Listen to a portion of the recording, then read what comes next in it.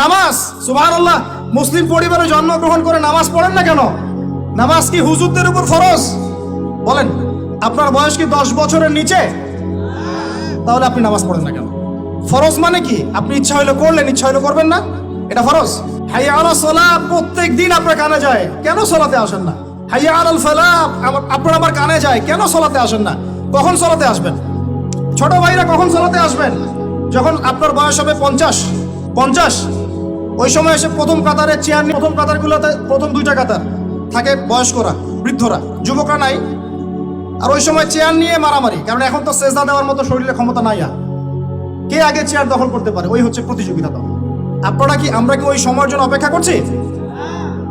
সুবহানাল্লাহ। নামাজ পড়লে কি আপনি জঙ্গি হয়ে যাবেন? নামাজ পড়লে আপনি কি মানবতা বিরোধী অপরাধী হয়ে যাবেন? এই ফাইজলামি মার্কে কথাবার্তা যারা বলবে, সমাজ থেকে বয়কট করে দিবেন, একটা সামাজিক প্রতিবাদ গড়ে তুলবেন। এই শব্দগুলো সস্তা করতে করতে যাকে তাকে যা ইচ্ছা তাই বলে বেড়াচ্ছে। ধর্মের কথা, ইসলামের কথা বললেই মানুষ সন্ত্রাসী হয়ে যায়। আমরা কি শান্তিপূর্ণ পরিবেশের মধ্যে অশান্তি সৃষ্টি করতে চাই? কোশ্চিনকালেও নয়। কিন্তু আপনার ছেলে, আমার ভাই, আপনার বোন নামাজ পড়বে না কেন? নামাজ পড়লে কি মানুষ খারাপ হয়ে যাবে? বাংলাদেশে যে শিক্ষা প্রতিষ্ঠানগুলো সবচেয়ে ভালো করে, এই তো আপনাদের এখানে ক্যাডেট কলেজ আছে না, রেজাল্ট ওদের চেয়ে ভালো কেউ করে? দেখেন, প্রত্যেকটা স্টুডেন্ট যাদের নামাজ ফরজ, নামাজ পড়ে ঠিকঠাক মতো, 5 ওয়াক্ত নামাজ টাইম টু টাইম পড়ে, 5 ওয়াক্ত নামাজ তারা টাইম টু টাইম পড়তে পারে, ফিজিক্যাল এক্সারসাইজ করে, খাওয়ার সময় খায়, খেলার সময় খেলে, ঘুমের সময় ঘুমায়, পড়ার সময় পড়ে, তারা ভালো করে না? ভাই, মুসলিম পরিবারে জন্ম নিয়েও নামাজ পড়ি না। আরো বড় কথা তো বলতে বাকি আছে এখন। মুসলিম পরিবারে জন্ম নিয়েও হালাল খায় না, বেশিরভাগই হারামের সাথে থাকে। আমাদের সমাজের ম্যাক্সিমাম সুদখোর এখন, ম্যাক্সিমাম। আমার কাছে শোনেন, সুদ কাকে বলে? সুদ ইজ ইকুয়াল টু আল্লাহর সাথে যুদ্ধ করা। সুদ সমান সমান রাসূল মুহাম্মদ সাল্লাল্লাহু আলাইহি ওয়াসাল্লামের বিরুদ্ধে অস্ত্র ধরা। সুদ সমান সমান নিজের মাকে বিয়ে করা। সুদ সমান সমান 36 বার জেনা করা, তাও 1 দিরহাম সুদ, 1 দিরহাম সুদ। কোথায় আছে এগুলা? আমি কি আসমান থেকে কথাগুলো বললাম?